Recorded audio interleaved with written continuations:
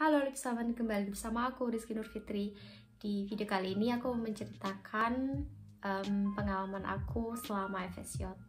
Selamat menyaksikan.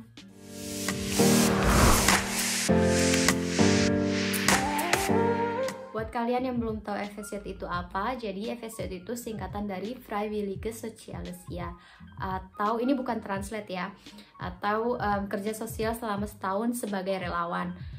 Tapi kita juga digaji dan disediakan seminar atau Studientag. Aku juga dapat informasi tentang FSJ. Jadi dulu orang Jerman, mereka setelah lulus sekolah harus ada pengalaman selama setahun. Mau itu militer atau kerja di bidang sosial. Tapi sekarang nggak lagi kayak gitu sih. Aku daftar FSJ 3 atau 4 bulan sebelum oper aku berakhir. Waktu itu aku pertama daftar online ke IB, ke Diakoni dan Volunta. Terus aku datang langsung ke kantornya. Pertama aku datang ke IB dan kata mereka aku nggak bisa ikut program FSJ di sini karena aku butuh Unterkunft dan mereka nggak nyediain Unterkunft. Unterkunft itu tempat tinggal. Dan akhirnya oke, nggak bisa. Soalnya Unterkunft itu harganya maksudnya tempat tinggal di sini minimal 280 euro atau 300 euro. Sedangkan gaji kita dari FSJ itu cuma 200 sampai 400 euro. Jadi pakai bayar tempat tinggal aja udah mahal. Jadi udah enggak. Terus Volunta juga sama. Dan akhirnya aku ke Diakoni dan aku bilang ke mereka aku udah daftar online dengan persyaratan yang sudah ditentukan. Terus mereka lihat dan oh iya udah di sini gitu. Terus kata aku juga butuh Unterkunft karena aku Ausländer atau orang asing. Dan kata mereka bentar soalnya lagi ada tempat buat kamu gitu. Tapi mereka tanya-tanya, mereka telepon orang-orang yang ada di kota lain, nggak di sini. Dan akhirnya ada, mereka nyediain Unterkunft dan ya deal. Oke, terus aku dapet Vorstellungsgespräch atau interview. Interview nggak banyak sih, maksudnya nggak susah-susah pertanyaannya. Mereka cuma ngejelasin, pertama mereka ngejelasin FSJ itu apa dan bla bla bla apa yang kita dapat. Habis itu mereka panggil kita satu-satu buat interview langsung kayak empat mata. Terus ya mereka nanya kenapa kita mau FSJ dan nggak susah sih soalnya mereka juga butuhkan sukarelawan atau mereka juga butuh FSJ. Kontrak FSJ aku dimulai dari bulan Februari, sedangkan kontrak oper aku berakhirnya sampai April.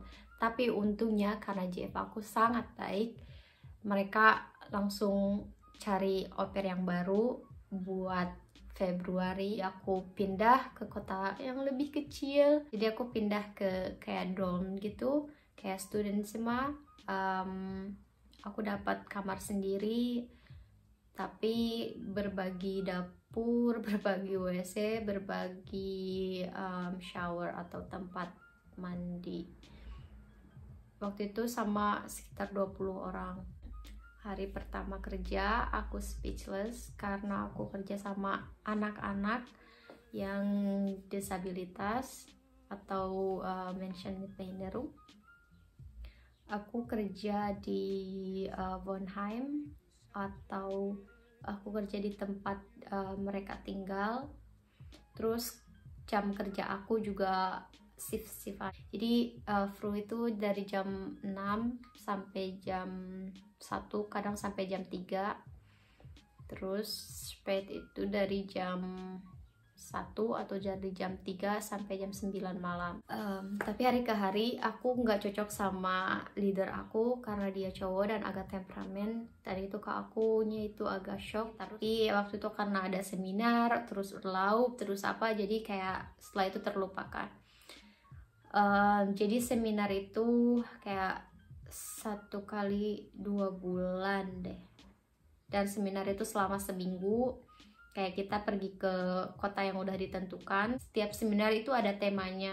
Contohnya dulu aku ada tema narkoba, terus ada tema LGBTQ, terus ada tema toleransi. Pokoknya itu tema-temanya semuanya sangat-sangat menarik. Dan setiap seminar pasti kita membahas keadaan atau kondisi kita selama FSJ kayak gimana, atau kerjaan kayak gimana, in Odnung atau gimana. Terus ya aku bilang aku nggak terlalu cocok sama leader aku karena dia agak temperamen, dan buat aku itu udah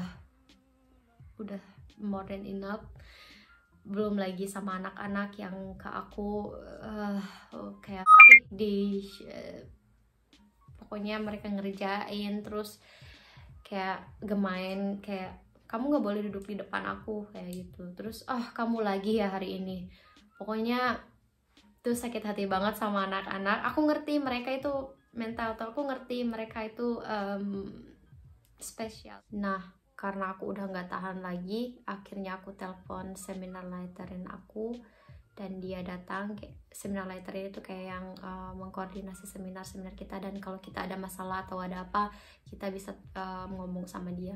Dia akhirnya datang ke tempat kerja. Kita akhirnya ngumpul, kayak aku, leader aku, seminar leader aku, dan leader dari stasiun itu. Ya pokoknya kita cerita-cerita, aku cerita kekurangannya kayak gimana, aku pokoknya udah gak betah dan bla bla bla bla.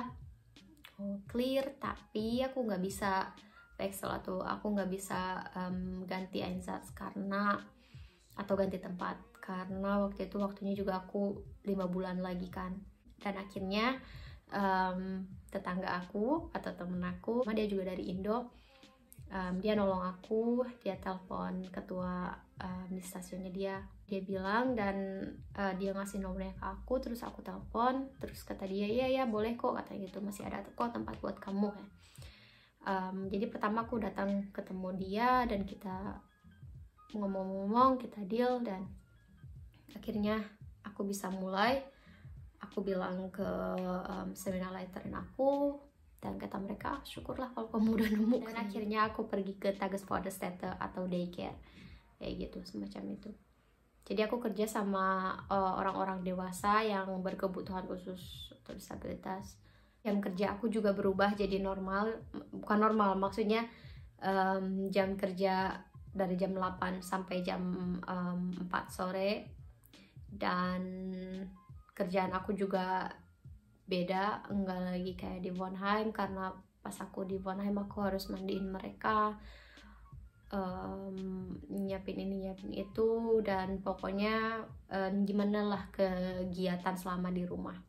Kalau di Tagesvaderstätte ya paling kita kebanyakannya seni, kayak main gitar, kayak bacain buku buat mereka, nyanyi bareng, masak bareng, dan ya spazierengehen atau jalan. Pokoknya selama aku di Tagesvaderstätte aku jadi lebih bahagia, aku jadi lebih banyak senyum, dan leader aku atau leaderin aku atau leader aku dia sangat baik.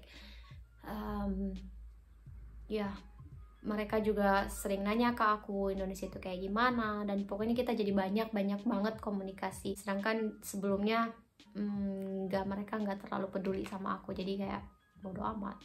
Pas kontrak aku mau berakhir, waktu itu juga aku daftar buat Ausbildung, tapi karena ada masalah jadi Ausbildung aku ditunda, dan aku perpanjang kontrak FSJ aku. Dan ya beberapa minggu sebelum kontrak aku berakhir, kita ada perpisahan, jadi kayak absyid. Cara ngerayainnya nggak terlalu mewah juga sih, cuma ya aku kayak baking buat mereka, atau bikin kue, atau bikin waffle buat mereka kayak gitu. Setelah absyid datanglah corona, dan waktu itu seminar leaderin aku nelpon, katanya kamu lebih baik jangan kerja, karena di tempat kerja aku risikonya lebih tinggi, karena ya mereka bukan orang-orang yang 100% sehat kan, daripada aku sakit sebelum Ausbildung aku mulai. So jadi pertama itu dulu cerita buat FSJ itu. FSJ itu pokoknya pengalaman yang gak bakalan terlupakan. Makasih ya udah nonton. Jangan lupa like dan komen dan share. Buat yang baru, hai, welcome. Jangan lupa subscribe channel aku. Jaga kesehatan kalian karena cuaca kali ini sangat-sangat tidak normal. Ya, bleibt gesund und bis bald. Tschüss.